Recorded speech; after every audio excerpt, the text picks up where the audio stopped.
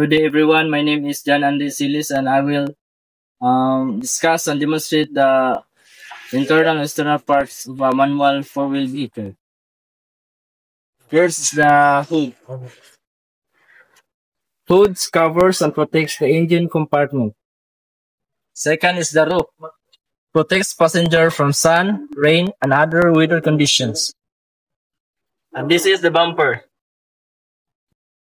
Absorbs minor impacts during collisions and protects the body and the lights. This is the side mirror. It helps the driver see vehicles or objects beside and behind the car.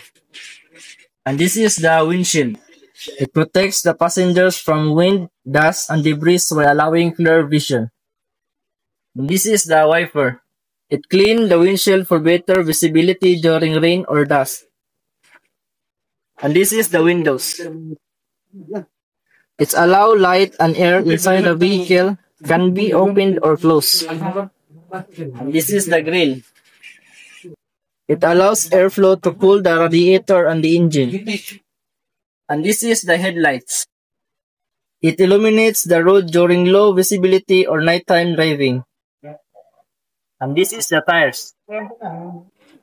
Provide traction and support the vehicle's load while moving. This is the rims or the wheels. It holds the tires and rotates to move the car forward or backward. And this is the taillights.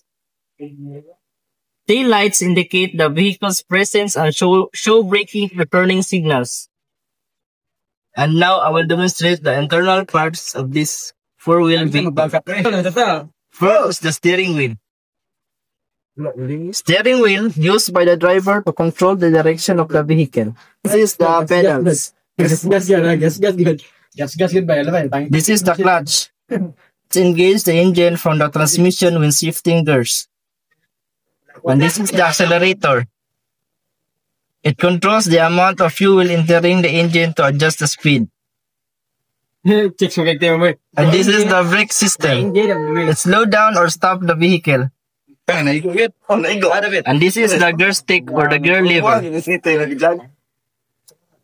It's used to change the gears manually. And this is the handbrake. Handbrake prevents the vehicle from moving when parked. And this is the dashboard.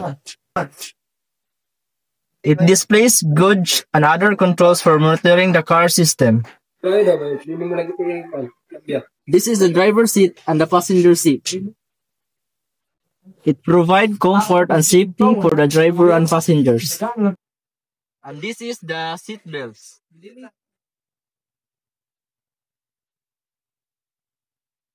Seat belts. It protects occupants during sudden stop or collisions.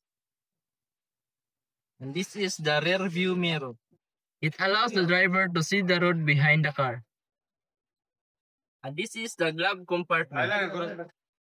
Glove compartment is storage space for small items and documents. This is the air conditioning or the heater controls.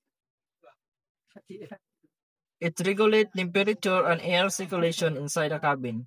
And the last one is the horn. Used to alert other drivers or pedestrians. That's all for the internal and external parts of a four-wheel manual vehicle.